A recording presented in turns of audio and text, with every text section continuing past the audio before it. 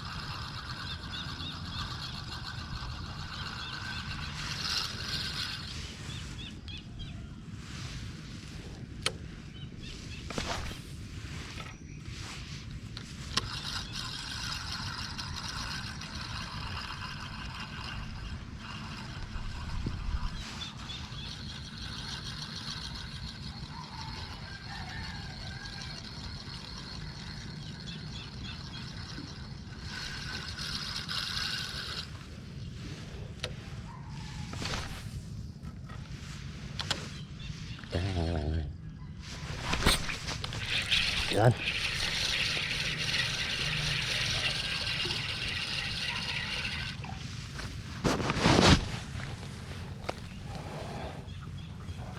Rồi, lên cá các bạn ơi.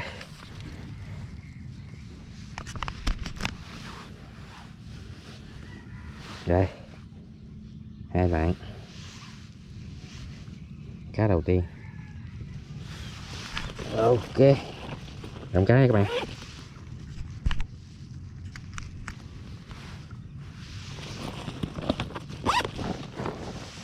Thôi các bạn ơi, còn mấy con cho đó nữa.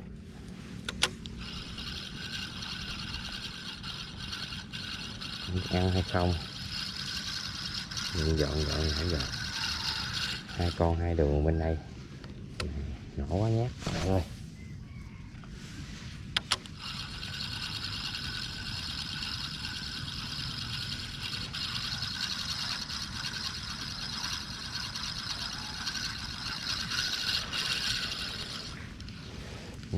Ui chuối mà.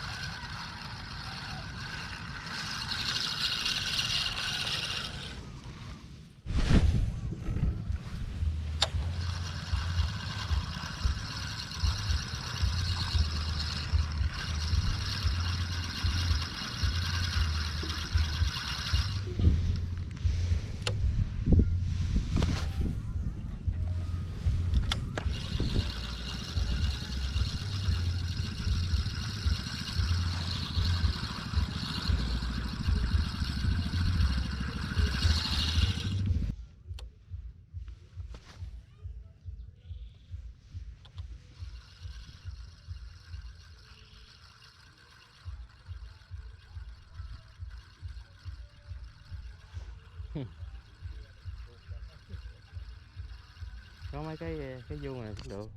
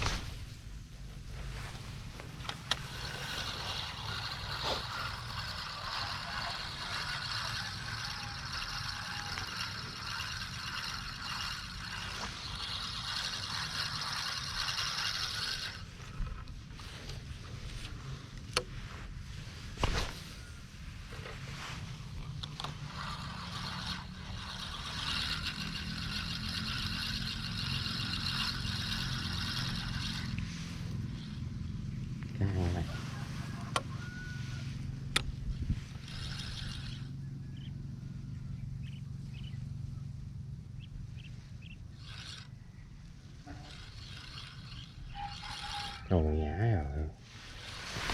Còn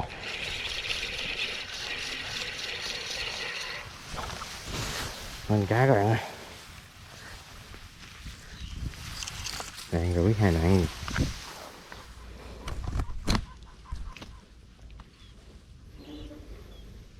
Rồi, không cá nha.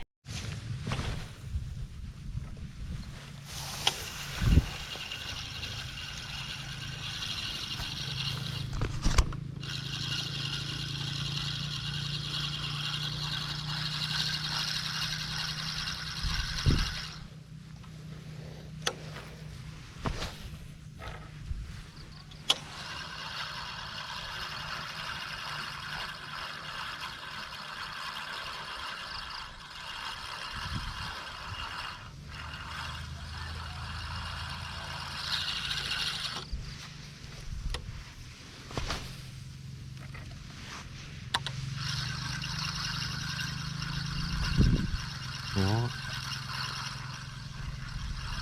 Đó.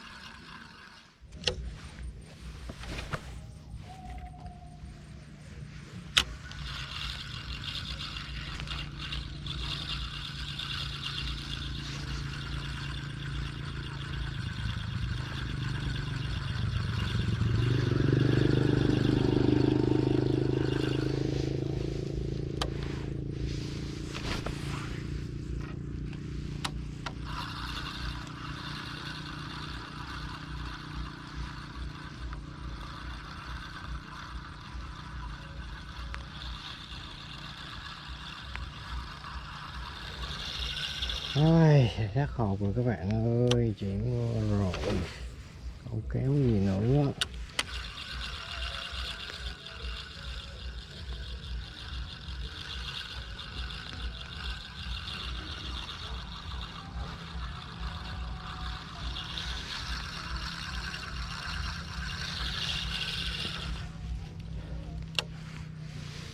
Tầng mưa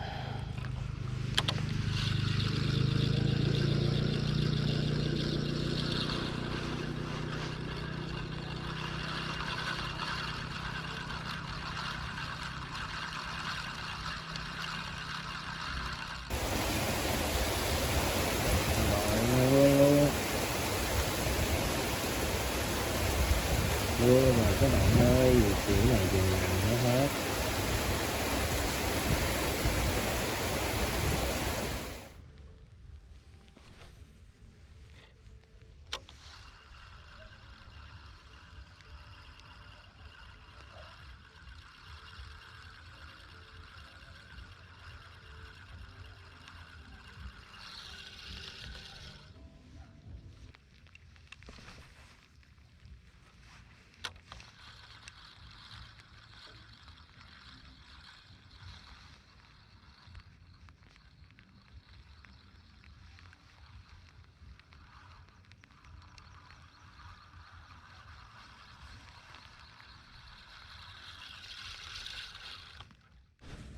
Này là một đó luôn.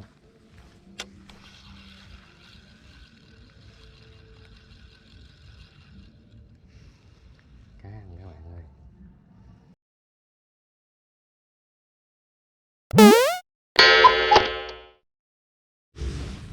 Dính cá các bạn ơi, dính cá luôn rồi. Đứt dây đốc cái, trời ơi cá mũi. Rồi 2 lạng, đóng cá đứt dây nó còn nổi lụm lại cá tới số.